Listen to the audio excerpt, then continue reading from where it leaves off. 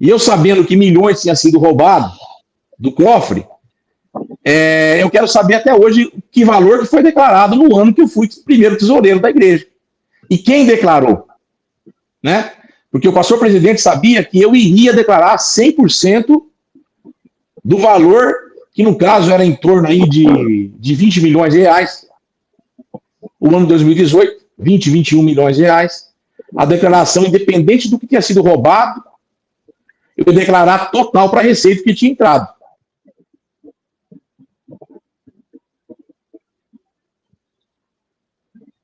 Josué, dê as suas considerações iniciais aí. Boa noite a todos os amigos, a paz do Senhor Jesus, doutor Miguel, presbítero Pedrosa, pastor José Antônio, conhecido como vovô da Lapada, esta voz autêntica, verdadeira, que soa nos 4 cantos do Brasil, mas principalmente agora mais endereçado aí a Paraíba. E ao nosso muito digno pastor Hugo, né, que foi diretor, tesoureiro, primeiro tesoureiro da Igreja Evangélica Assembleia de Deus de Sorocaba, em São Paulo. A gente vai ver aí que ele vai falar muito sobre essas coisas, mas é bom eu dizer logo que a igreja de Sorocaba, na qual ele foi primeiro tesoureiro, é composta por 50 cidades e quase, agora, né, pastor, umas 400 igrejas. Então, vamos aqui, todos unidos, em defesa da fé, em defesa do evangelho, contra essas práticas que ultimamente têm se instaurado nas diversas convenções do Brasil. Pastor Hugo, dê suas primeiras considerações iniciais aí para a gente ficar sabendo da sua pessoa, do trabalho que o senhor desenvolve, aonde o senhor congrega e por aí vai. Amém. A paz do Senhor a todos. Amém, pastor. Agradeço muito o presbítero Pedrosa por poder estar participando dessa mesa tão abençoada, né? Porque o nosso objetivo maior não é destruir. Isso. O nosso objetivo maior é, pelo menos, deixar uma semente de construção para algo que vem degradando tanto, né? De uma forma sistêmica, e que é só Deus para poder livrar as nossas igrejas aí desse caos. Eu quero agradecer também, pastor, o doutor Luiz Miguel. Acompanho ele nas lives, tenho muito respeito pelo senhor, doutor. E o senhor poderia estar aí no ar-condicionado, né? Gastando tempo aí com novos clientes, mas o senhor está se doando para o reino, né? Deus, ele não deve nada para ninguém, doutor, viu? O senhor pode ter certeza que o senhor já recebeu, vai receber muito mais do céu, viu? Pelo trabalho, né? Pelos estudos do senhor, que não foi em vão, né? Estudou e hoje está defendendo uma causa nobre. Quero agradecer ao pastor Antônio, vovô da Lapada. Obrigado. É um prazer muito grande, né? Estar aqui junto com o senhor nessa mesa. E meu amigo Josué, né? Meu conselheiro, de vez em quando eu choro no ombro dele, né? Suas palavras aí tem.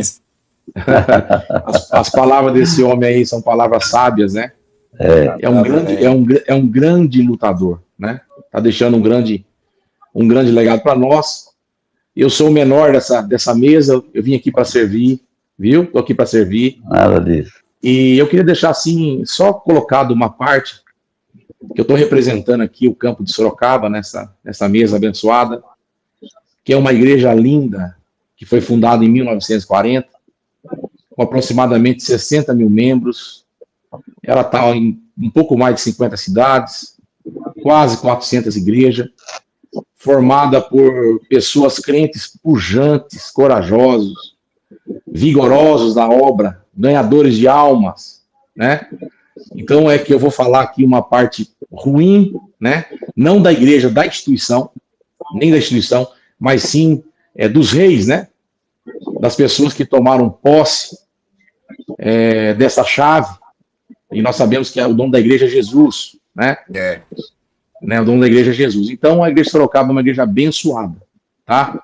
Mas nós vamos falar aqui um pouquinho, que vocês perguntar, vocês vão ter o privilégio de saber o que acontece atrás da parede. Vocês vão colocar, vocês vão abrir hoje um buraco na parede e vai olhar e saber o que tem lá dentro. Não é isso? Não foi Ezequiel? Foi Ezequiel que olhou? Ezequiel. Não foi isso? Foi, né? Então, vocês vão ter a oportunidade de olhar por dentro como que funciona a parte processual de processo, a dinâmica, o trabalho. E eu estou aqui para servir vocês aí, para vocês poderem ter esse entendimento. E quem sabe a gente sai daqui hoje com alguma pequena receita, humilde receita, para alguém no Brasil aí poder não repetir os erros, pelo menos Sorocaba. Amém. E já dizia o filósofo que o povo que não conhece a sua história está fadado a repeti-la. Pastor Eduardo Silva, de lá dos Estados Unidos também, dê suas contribuições aí, pastor. Uma saudação inicial para o povo aqui do Pernambuco. Meus irmãos, a paz. Eu estou aqui a convite do meu amigo, Dr. Luiz Miguel, uma pessoa de quem me honra ser amigo, né? De alguns anos somos conterrâneos. Nós estamos fora do Brasil.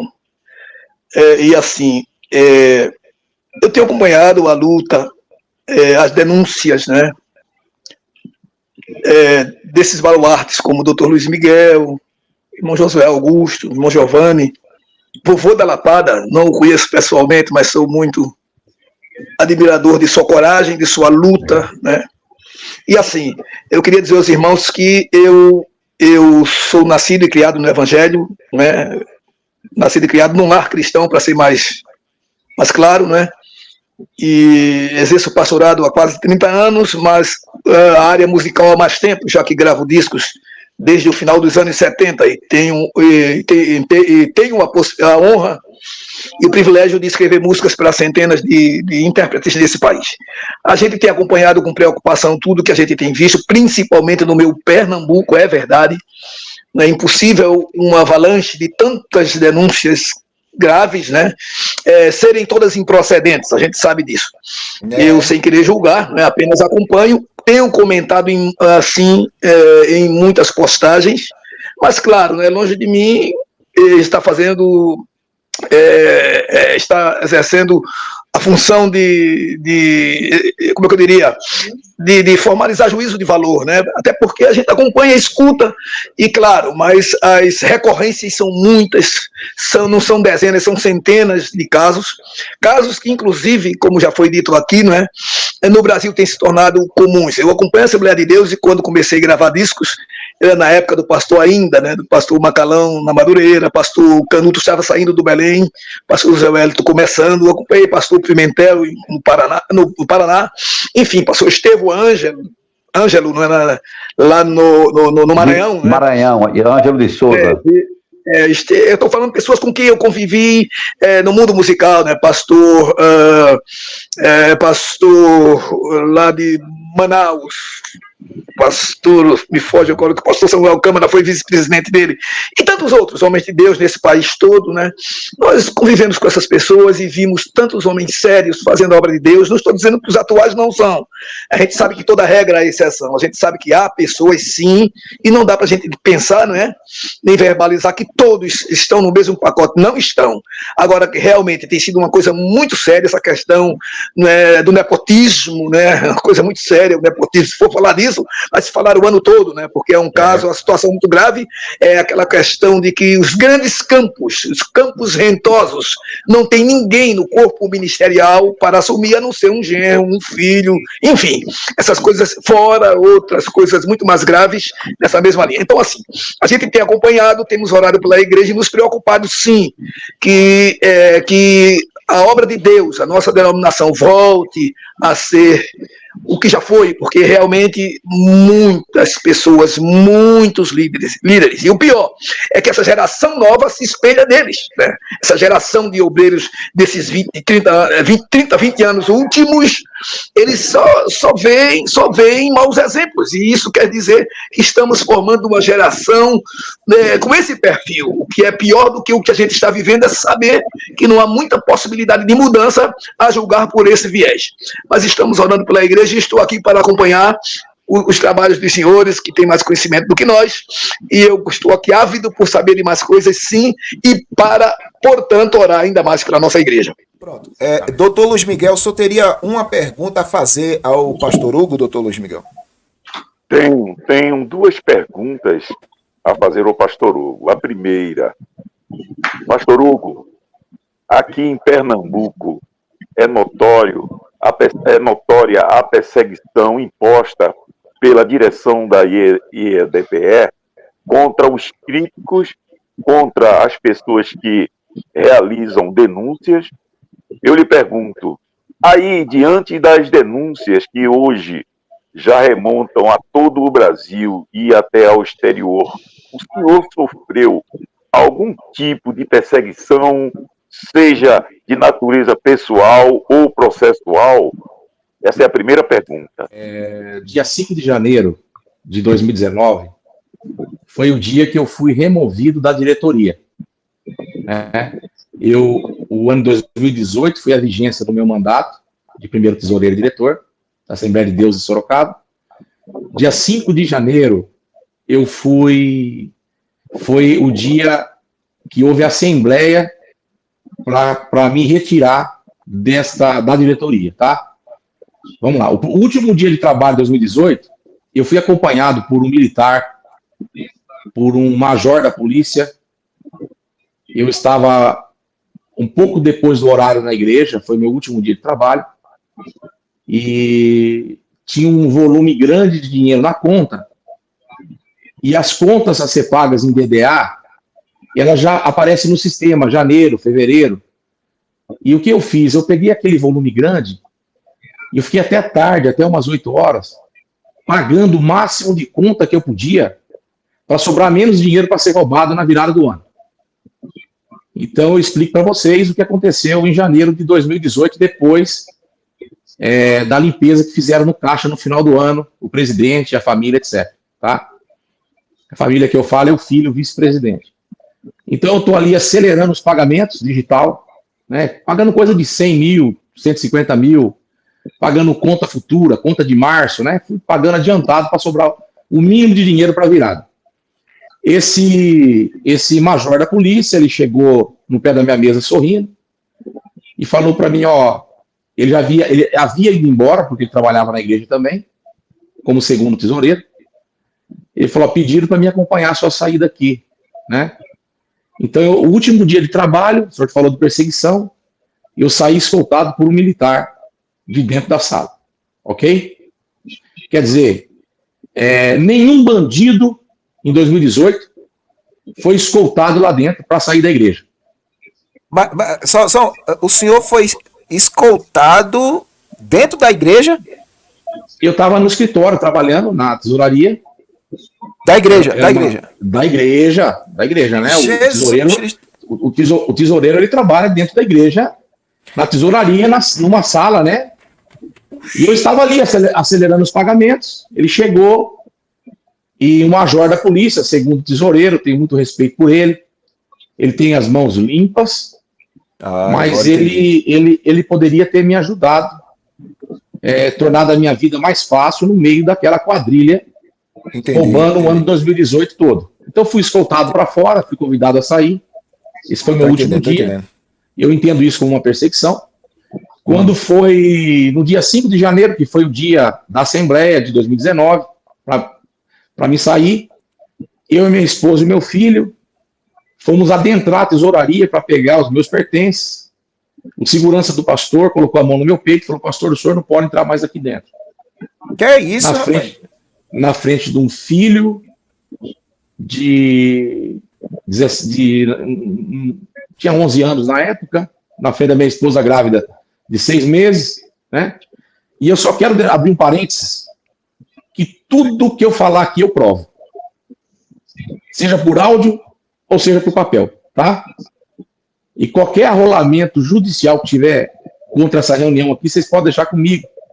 Que tudo que está sendo dito aqui, doutor Luiz, é provado com áudio ou documento, tá ok? Eu fui expulso dessa sala, subi para a nave da igreja.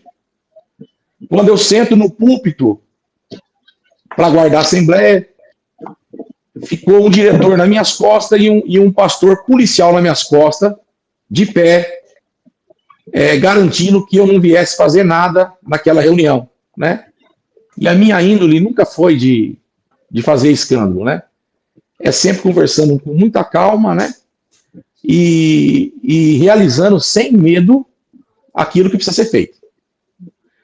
Então, foi uma humilhação grande, que eu passei uma perseguição no dia dessa retirada.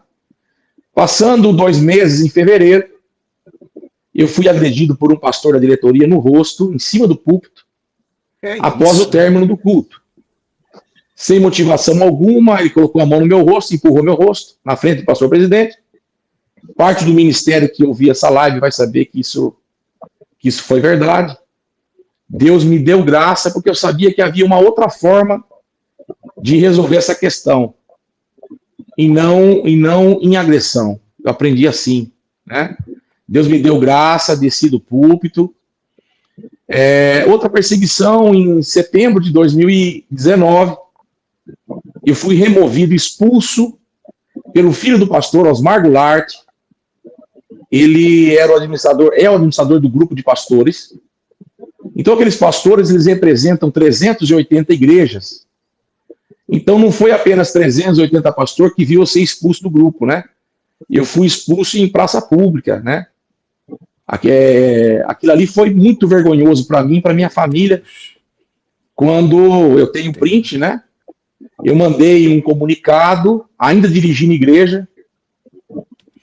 Estava dirigindo igreja, que eu dirigi igreja já há 8, 9 anos. E a diretoria encostava em mim e falava: pastor, você vai perder a igreja, para com esse negócio de querer resolver o que ficou para trás, né? Para de resolver o que ficou para trás, né? Como se fosse pouca coisa que tinha ficado para trás.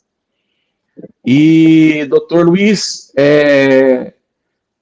tem assim no print, Osmar Goulart, que hoje é o primeiro vice-presidente, o filho do pastor Osmar José da Silva, que é o presidente. Osmar Goulart removeu você. Eu fui excluído, fui expulso. Por quê? Porque eu mandei mais um dos comunicados de uma forma bem respeitosa, convidando a presidência, a diretoria, a me entregar a declaração de imposto de renda que tinha sido feita no meu nome em 2018, porque a declaração de 2018 você entrega de janeiro de 2019 até julho de 2019. Você não entrega a declaração no ano vigente, você entrega no ano posterior. Como me tiraram em janeiro de 2019, alguém entregou a declaração de 2018. E eu, sabendo que milhões tinham sido roubados do cofre, eu quero saber até hoje que valor que foi declarado no ano que eu fui primeiro tesoureiro da igreja. E quem declarou? Né? Porque o pastor presidente sabia que eu iria declarar 100% do valor, que no caso era em torno aí de 20 milhões de reais.